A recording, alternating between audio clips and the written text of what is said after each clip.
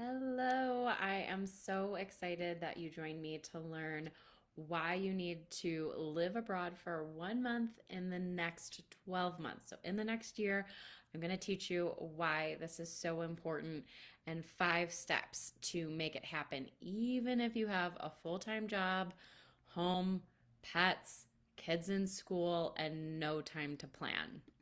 So, just give me about 20 minutes and I'm going to convince you that you need to live abroad for 1 month in the next year. I know that might sound crazy, but stay with me because if you're watching this, that means a little tiny part of you wants to make this happen. Have you ever dreamed when you're on a trip that you want to just stay and actually live like a local? Maybe somewhere where you can become a regular at a coffee shop or the local pub down the road, have your go to bakery that you visit to pick up freshly baked pastries in the morning as the city starts to wake up. You can stroll by the market, pick up colorful produce and flowers, and really just stop and truly enjoy the simple pleasures in life, like reading a book in the park, people watching, sipping local wine, taking a leisurely stroll on cobblestone streets before dinner. If you're like me, you've always had it on your bucket list to do something like this, or maybe even move abroad for a longer period of time, but time is passing and you haven't made that happen. So you think you're doing good because you're squeezing in vacations, and although vacations are great, you return home exhausted. And if you're being really honest, you sometimes wonder if it was even all worth it. Vacations are often spent hopping from place to place, checking things off your bucket list, and then trying to make the most of your precious time off. Even a beach vacation, where you're just sitting on a beach, makes you feel relaxed for like a few days, but by the time you actually unplug your brain from work, the Sunday scaries pop up and you start to feel anxious about returning back home to a pile of work while you still have your sand in your toes. So you may plan your next vacation while you're on at a vacation right now to minimize that post vacation blues you know you're going to experience. But here's the thing, vacations are like a band aid. They might help you heal a little bit faster than without one, but it's really just covering up an open wound. So maybe you've thought about traveling for a month, or sorry, maybe this is just a completely new idea. You've never even thought about traveling for even 1 month. And I get that because it's not something common, especially in the US. Maybe you have thought about traveling for longer than just a 1 or 2 week vacation that you typically take. Um, I mean, tell me that you have never said, I just want to stay here forever and never go back while you're on vacation. Maybe you've even dreamt about moving abroad. Or maybe you follow some digital nomad couples and families on Instagram, social media, and you daydream about what that would be like. So if any of these statements are true, stick with me because I'm going to teach you how to live abroad for a month. But first, let me tell you why you haven't made that happen yet. So you may feel like your days of long term travel are far in the rearview mirror when you were young, without responsibilities, or way in the distant future of retirement. You're just too old now. You own a home, you have pets, kids in school, full time job. It's hard enough to just for you to take a 1 or 2 week vacation. So once you start even entertaining the idea, thoughts pop up like, what do we do with our house? Who's going to take care of the pets? What about school? We don't even get that much time off of work. So instantly, you just squash your own dreams because it feels impossible. Another reason that you haven't done this yet is you're probably worried about your finances. And you're thinking that traveling for a month is like 4 times the cost of traveling for 1 week, right? And that seems extreme on top of your mortgage and school costs, daycare, pet costs, etc. Just seems like way too much. You also might not have made this happen because you just thinking about planning the trip is overwhelming. Planning a 1 or 2 week vacation is just so stressful, so time consuming. Think about thinking about planning something that's even longer than that feels like way too much. You've got so many decisions to make, even if you might not know where you want to go. Even if you do know where you want to go, there's just so many things to plan. And then if you dream about moving abroad, like full time, maybe traveling full time, then when you think about that, that's just way too big. You're dreaming. That's just huge, huge leap. So you stick to vacations. But probably the biggest reason you haven't made this happen yet is just time. You're busy finding the time to take a month off, to get the time off of work, making the time to plan. That just feels impossible with your packed schedule. I get it. So, if we haven't met yet, I'm Susie Chow. I help adventure seeking professionals live abroad for a month or more. Now, a little bit about me. In my previous career, I was a management consultant. I did that for 13 years. I took a couple month-long sabbaticals during that time, as well as 1 year-long trip with my husband, and we traveled around to all 7 continents during that year. It was amazing. And that's really what gave me the confidence to start my own business to help other people plan epic trips and have experiences like I've had the privilege to do. And I want to share that with you because taking this time for yourself is just so, so important. I also want to add that I've also done a month-long sabbatical as an entrepreneur. So if you are on that side of the fence, I can help you there. I started my travel agency in 2016, and I've helped hundreds of people travel all around the world, planning vacations as well as long-term trips like I'm talking about today. I'm also a Condé Nast Traveler, top travel specialist since 2021 up until this year. And I've traveled to 50 countries across all 7 continents. So chances are very high that the place you're dreaming about, I've been, and I can help you with that. So, what do I mean by living abroad for a month? That sounds a bit crazy to you. It might sound a bit crazy to you because you might be thinking to live abroad, you have to move abroad. It has to be more permanent. But I think that you can experience life as a local in another country in as short as a month. So what I mean when I say living abroad is picking one place for your home base for the entire month. You can take your day trips and maybe even, an overnight trip or two from that home base to explore. I am talking about interacting with locals and expats to see what life is really like there. These are things that you're not doing on a typical vacation. You're going to be choosing your activities based on your unique goals that you identify for that trip. And honestly, it's just living your best life in a totally different environment and opening up your eyes to new possibilities by using this time and this gift to yourself, the gift of time, which is so, so important. It's something that we don't do in our day-to-day lives. So by living abroad, you're giving yourself the break that you really need to focus on life outside of work. This is an opportunity to not just explore the world, but also yourself. And it's, that opportunity to do the things that you can't squeeze into your daily routine before, and also without waiting until you retire, because we don't want that. And it's also an opportunity to potentially change some of your routines and make big shifts in your life. So I want to be clear, living abroad for a month, what I'm talking about is not a vacation. Yes, it's relaxing in a totally different way. It's like something that you have not planned yourself and probably ever done or considered. So the name of the game here is slowing down, way, way down. So have you heard of the saying you have to slow down to speed up? That's what you need right now. So you're going a million miles an hour, you're bouncing from work meetings to your kid's soccer game, rushing to pull something, anything together for dinner. It's exhausting. You're feeling overwhelmed trying to do everything all on your own. And if you don't stop, you're going to burn out.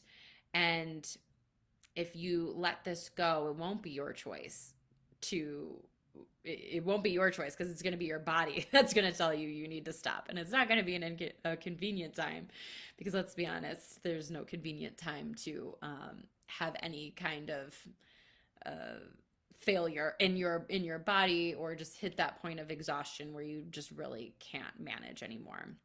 I don't want that for you. And I don't know about you, but I'd rather choose to proactively go on a fun adventure abroad where I can spend quality time with loved ones, reflect on my priorities, and dream about my future and actually make real change in my life. But to do that, to accomplish that, you can't do that just on a 1 or 2 week vacation. You need more time than that. So in the rest of this video, I'm going to teach you my 5-step process in how to live abroad for 1 month in the next 12 months. And this is absolutely possible for you. Not only is it possible, you're going to be surprised you haven't done it yet. So here's the framework that I use to help clients live abroad. Here's the 5 steps. Step 1, start with why. Step 2, define the how. Step 3, calculate your costs. Step 4, determine your destination. Step 5, book it. So, step 1, start with why. Most people start with a destination. I get that. That's the most exciting part. That's probably where your brain immediately goes to when you start dreaming. But I cannot stress how important it is to start by asking yourself why you want to do this before diving into the details. So, just like I talked about, slowing down to speed up, you have to do that in the planning process too. Because what happens is once you get clarity on what you want to get out of the experience, you can make big decisions like where to go so much faster and easier. You won't be second guessing the choices that you make because you know what your goals are. Look at this like an opportunity to design your life and have a completely fresh start, or at least a dream month. Stick with me here. It's kind of like going to college. You totally get to reinvent yourself if you really want to. And how many chances do you have in life to do that? Honestly, the last time you probably have done something, this type of reflection, was during COVID. And let me guess, now that things are back to normal, you probably have set aside some of those big goals and aspirations that you thought of several years ago, and you slid right back into the cycle of busyness. I'm guilty too. So it's time to kind of dig up some of those pandemic epiphanies and actually do them and put them into place. And this is the perfect opportunity to kickstart those changes. So step 2, define the how. Once you've determined why, it'll make it so much easier to push through the how this is going to happen. And this is probably where you struggle. This is probably going to be the hardest part. So you really need to have that vision solid and clear to give you the momentum and the motivation to push through those roadblocks. And there's kind of 2 parts to this, the personal side of things and then the professional side of things in terms of how you can take that month away to live abroad. So on the personal side of things, the main things you'll likely have to consider are what to do with your house, if you have pets, and if you have kids at school. Now, the good news is that each of these has a finite number of options to choose from, and some may even make you money or be totally free.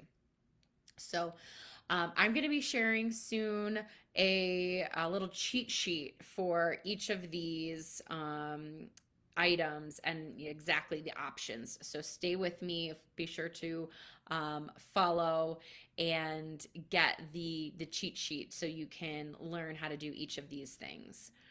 But honestly, the most important piece of this is to just shift your thoughts from I can't do this because that's just an excuse, is to how can I do this? That simple shift will make all the difference. So now the other piece of the how is the professional side of things. You may be asking yourself, do I need to take a full month off of work to make this happen? Well, my thoughts is that to maximize your benefits, taking the full month off of work is highly recommended. I help people figure out how they can swing a month or more off of work. But remember how before I said that vacations are like a band-aid covering up a wound? Sabbatical, or if you are able to take that full time off, sabbaticals are like getting stitches. They pull you together and help you recover so much faster.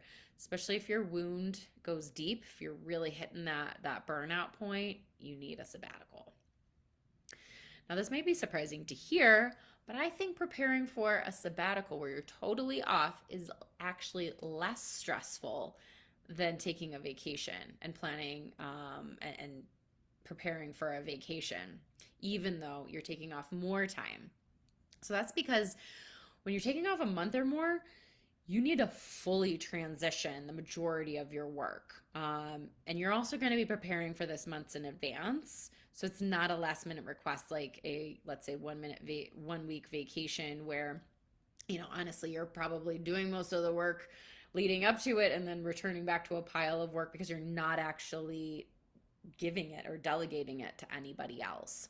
So I help people through that as well. Now I get it. Not everyone is in the position where they can take a full month off. And in that case, I recommend seeing if you can do some sort of combination of remote work and taking off as much PTO as you can. So that leads me to step 3, which is calculating your costs.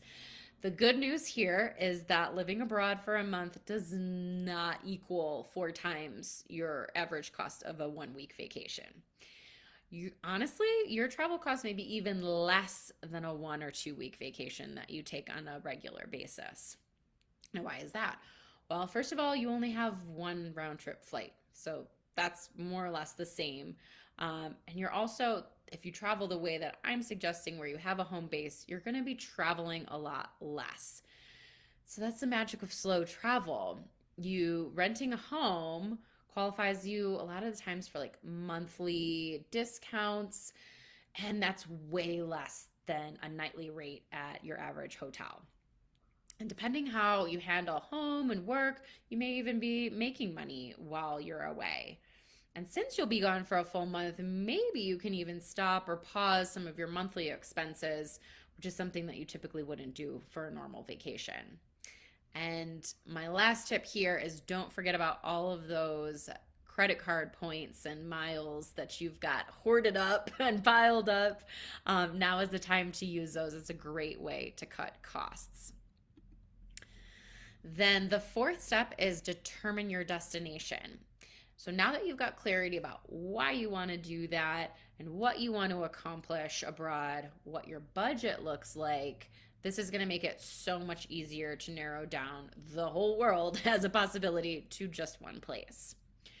So my key framework here when determining your destinations is to prioritize in order of importance money, so keeping within your budget, timing, so the time of year that you travel, and then destination. So rank those 3, and then you can evaluate based on your order of importance what you should look at first. So let's say number 1 priority for you is the timing. Let's say you've got kids and you want to go during the summer. And then number 2 is destination. So let's say you really want to go to Europe in the summer. Well, I think that you could choose a low cost destination or one that's during low or shoulder season at that time. Now Europe, that's pretty much high season across the board if you're looking, and your big constraint is traveling during the summer. But you could look into lower cost countries within Europe, like Croatia or Portugal, or maybe even like Albania, which is really heating up right now. So that's a way, if you know your priorities, you can cut the time to find your destination so much faster. And the good news, there's no wrong answer, because spoiler alert, if you do this once, you will probably want to do it again, and then you can choose a totally new destination.